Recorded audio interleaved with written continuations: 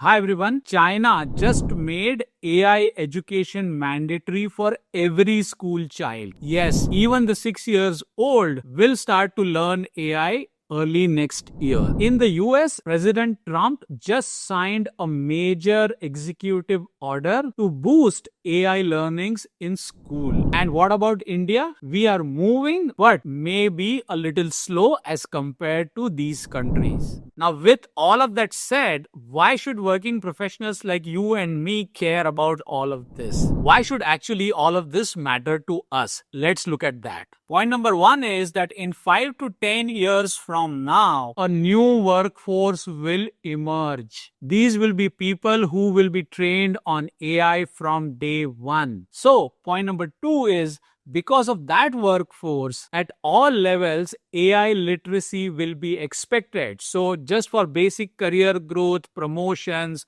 leadership roles, you will be expected to know AI. And of course, point number three, that if you know AI, then only you will be considered as valuable. So you won't be just competing with your peers, you would be actually competing with AI native professionals. So if we ignore AI today, we will have to pay a heavy price tomorrow. So what are some practical steps and actions that we should take as working professionals? Number one is get hands-on with AI tools. Whether it is using Chat GPT to write better emails or brainstorming ideas, whether it is using Bard or Perplexity for research, or whether it is using Canva AI for presentations and graphics, we need to become hands-on. Staying hands-off is not going to help us. That's point number one. Point number two, take beginner-friendly courses. Build AI awareness. For example, AI for Everyone by Andrew Ng. This is a free course on Coursera. And if you go to Microsoft and Google's website, you will find many courses that they have made available for free. All we need to do is put some time and efforts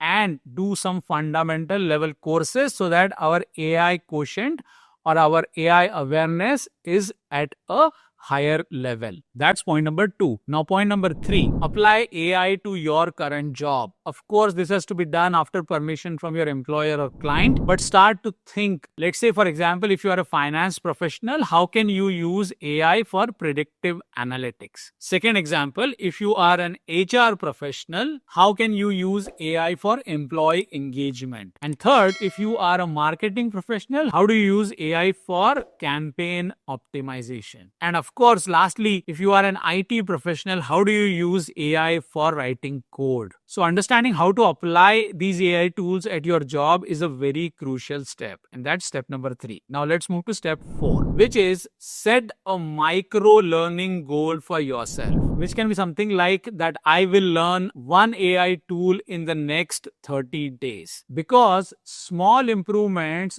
become massive over a period of time. So set micro goals for yourself. All right. So to conclude, AI is not the future. AI is the present. School kids are preparing for it. Countries are preparing for it.